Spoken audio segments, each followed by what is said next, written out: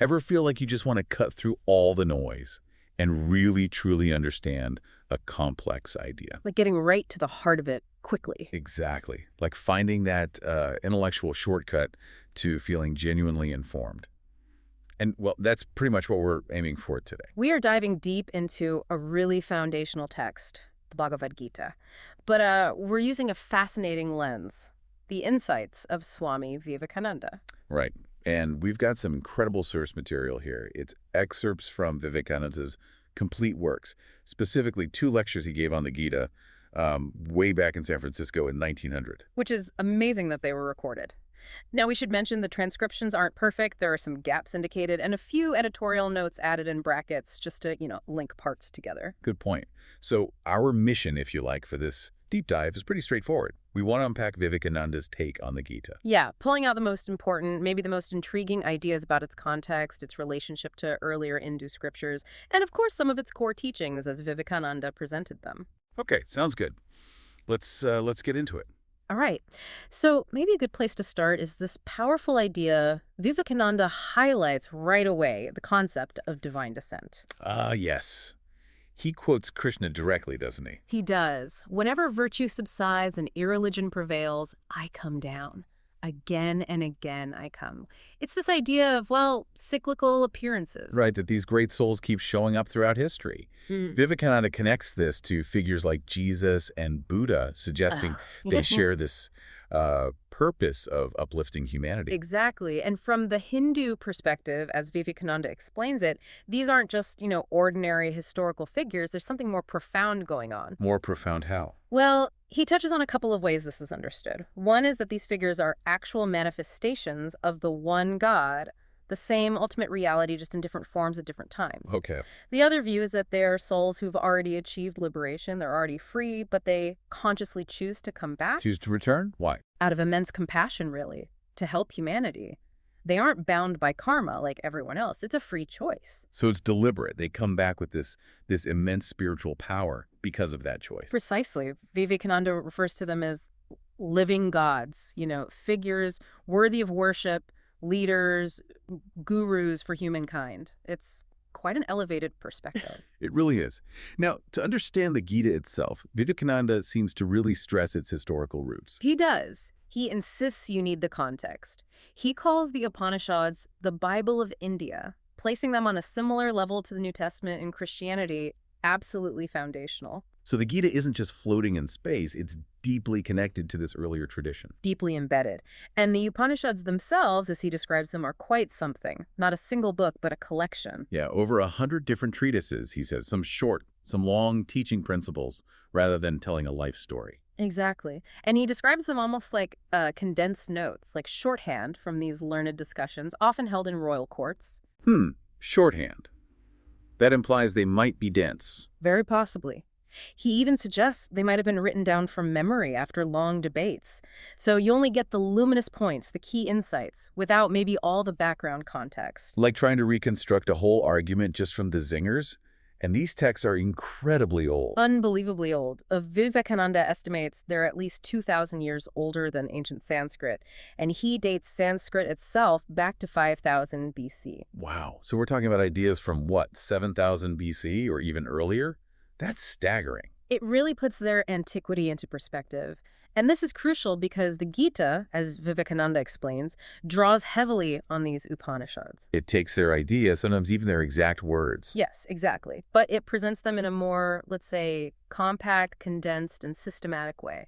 It structures the wisdom of the Upanishads. Okay, so Upanishads are the deep, sometimes dense source, and the Gita is a more organized presentation. Where do the Vedas fit in all this? They came first, right? Yeah, right. The Vedas are the original vast scriptures. Vivekananda paints this picture of them being so huge they couldn't physically fit in one room. Hard to imagine. And many are lost, he says. Sadly, yes. But what's fascinating is how they were preserved for so long through memory. The priests you mentioned, who could recite entire books perfectly. Exactly. Incredible feats of memorization. The Vedas were divided into branches, each memorized and passed down orally by specific priestly families, complete with perfect intonation. Some still exist today, apparently. Amazing. And these Vedas have 2 main parts, Correct. You have the Upanishads, which we've said are the philosophical part, the Jnana-kanda, and then there's the other part, the Karma-kanda, which Vivekananda calls the work portion. And that's the part with the rituals, the hymns to various gods. That's the one. Elaborate ceremonies, often requiring many priests. Over time, Vivekananda explains, this priestly function became incredibly specialized, a real science. Science of ritual. Yes. And interestingly, he points out this curious development where the focus seemed to shift away from the gods the hymns were addressed to. And onto what? Onto the rituals and the words themselves. It was as if the power wasn't in the deity being invoked, but in the correct performance of the ceremony, the perfect pronunciation of the Vedic words. That is a curious twist. So the gods became less important. For some, particularly the Orthodox school known as the Mimamsakas, yes. Vivekananda suggests they didn't necessarily believe in gods in the way we might think. So what did they believe in? They believed in the inherent power of the Vedic words. If you pronounced them correctly with the right intonation, they would automatically produce the desired effect, like a formula. A kind of sonic technology, almost. The power is in the vibration, the sound itself. That seems to be the idea, which naturally put immense importance on the priests who knew how to do it correctly. I bet. So the Vedas themselves became the ultimate source of power. Absolutely. The Mimamsakas viewed them as eternal words, not composed by humans, but the very foundation of the universe. They believed thought itself depends on words. So a deep link, thought, word, specifically the Veda, and the external object or reality. Exactly, an intimate relationship. And in their view, nothing really existed outside the Vedas. They dismissed the idea that humans first uttered them. Because truth has to be infinite, unlike religions with a specific founder. That was their argument, yes.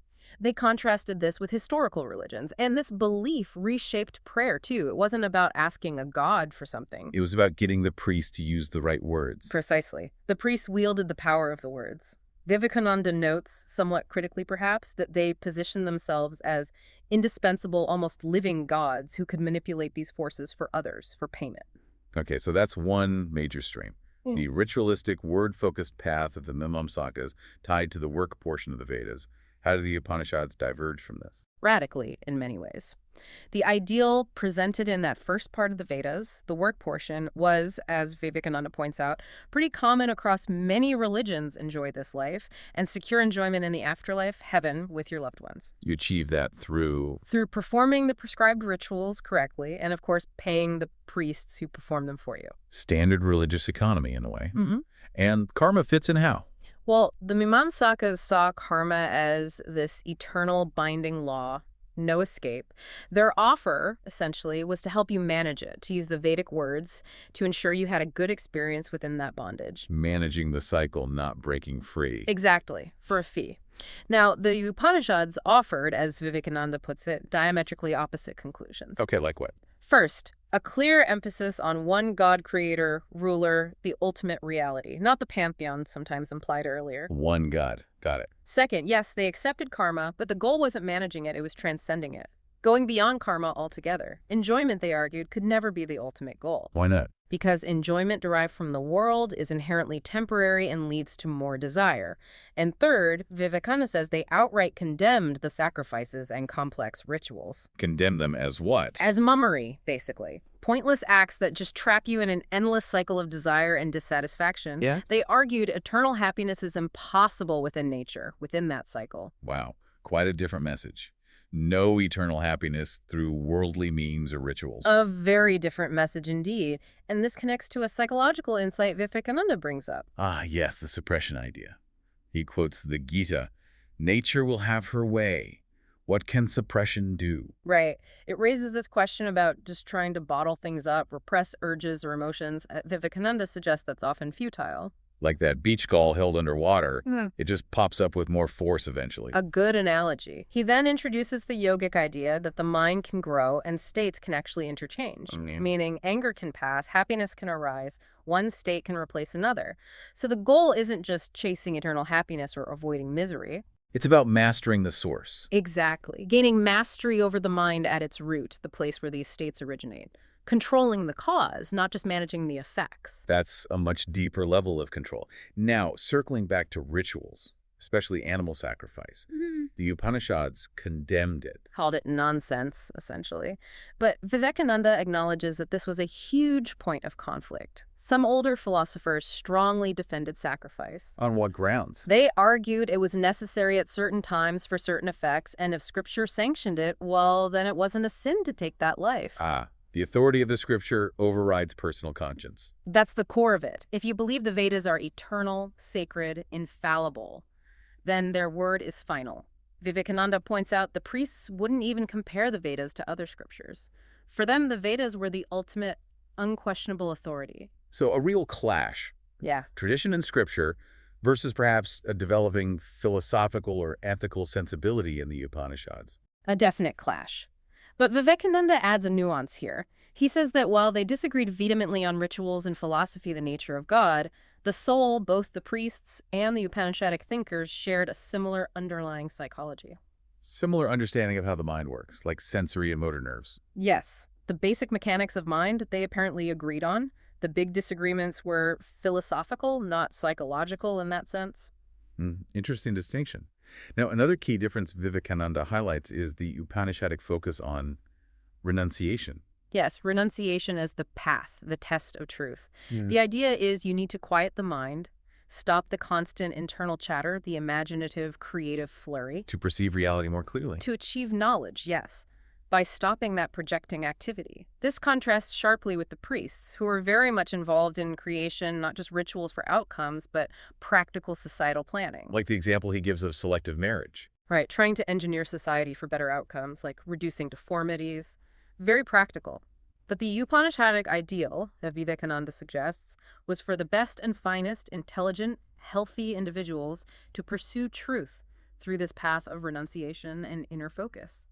Not just anyone, but the best and finest. That's an interesting emphasis. It wasn't just about withdrawal, but about capability. It seems so. Now, Vivekananda also dives into the socioeconomic currents running beneath all this. Right, the development of the priest caste, the king caste. And he makes that crucial point that Upanishadic philosophy largely came from the kings, not the priests. Which hints at power dynamics, maybe even a bit of a struggle between these groups. And he makes a really direct point about economics and religion. That the masses are primarily driven by economic factors, even if individuals have higher motives. Yes, it's a very pragmatic view. He argues that for a religion to really take hold, to become popular, it needs to offer some kind of economic value or relevance to people's lives. Which, he suggests, was maybe a challenge for the Upanishadic path. Potentially.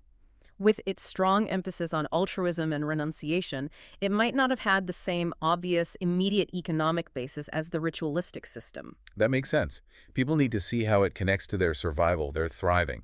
He then brings in Buddhism. Yes, as a sort of culmination of this tension, this struggle between the kingly philosophical side and the priestly ritualistic side. Buddhism, he notes, crucially broke down caste barriers and offered a kind of equality. A major social shift. And Vivekananda stresses again that these great ideas, whether Upanishadic or Buddhist, need active preaching to spread. Absolutely.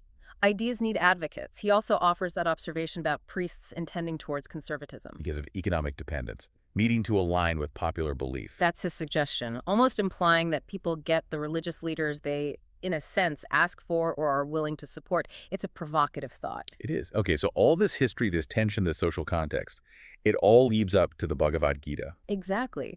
Vivekananda presents the Gita as emerging at a critical juncture, a point where there was a real fear of India fragmenting between these opposing camps, the Vedic ritualists and the Upanishadic philosophers. A moment of potential crisis. Yes.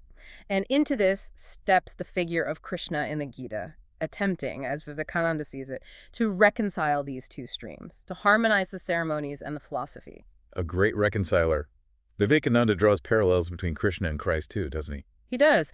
He notes the similar reverence, mentions Krishna living about 5,000 years ago, and points out parallels in the stories, the miraculous birth being hidden among shepherds, a ruler trying to kill newborns. Echoes across traditions. He also mentions Krishna's life being full of stories, being married, and cautions us not to get lost in them. Right. He acknowledges the vast number of fables and stories, reminding us of the Hindu love for narrative, but urging focus on the central message. And what is that central message of Krishna, according to Vivekananda? Non-attachment. That's the core idea he pulls out. working for work's sake, acting without being attached to the results, without seeking personal gain. Karma yoga, essentially. The very heart of it. And he paints this picture of Krishna as remarkably well-rounded, a gentleman, a warrior, a statesman, scholar, poet, tremendous activity, but combined with this incredible compassion and eloquence. Someone deeply engaged in the world, but from a place of inner freedom. Vivekananda calls it perfect sanity. Yes, perfect sanity. No superstition, understanding the right place for everything, even acknowledging ignorance where appropriate. A very balanced, grounded figure. And significantly, Vivekananda credits Krishna as the first to open religion to all castes, before Buddha. That's a key point he makes, yes. Yeah. Predating Buddha in that specific aspect of inclusivity. And he emphasizes Krishna's teaching on finding calm within activity and activity within peace. That famous image of him delivering this profound teaching right there on the battlefield really speaks to that, doesn't it? It's the ultimate example, being perfectly centered and intensely active simultaneously. Vivekananda contrasts our ordinary, often scattered thinking with the focused, powerful thought of souls like Krishna. Whose thoughts become actions, whose words are like scripture. Yes, their bodies perfectly obey their will, complete mastery. It's a powerful ideal. It truly is. So to fully grasp the Gita's teaching, Vivekananda really sets that scene for us, the battlefield. Kurukshetra, yes. This epic conflict brewing about 5,000 years ago between two related families, the Pandavas and the Kauravas, fighting for the empire. Pandavas have the right, Kauravas have the might, basically. That's the setup, and the Gita dramatically opens right there, with both armies arrayed and the warriors looking across and seeing Their own family, cousins, uncles, teachers, friends on the other side. Exactly. And this is the trigger for Arjuna, the great Pandava warrior. He sees his kin, and he just breaks down. Utterly distraught. He refuses to fight, says he can't kill his own relatives. Precisely. And it's this profound crisis, this deep moral and emotional conflict faced by Arjuna that creates the opening, the necessity for Krishna's teachings in the Gita. The entire dialogue unfolds from that moment of despair. What a powerful setup. A discourse on duty, reality, and detachment given in the midst of imminent fratricidal war. It gives the teachings an incredible urgency and relevance, doesn't it? It really does. Okay, so wrapping this up for now.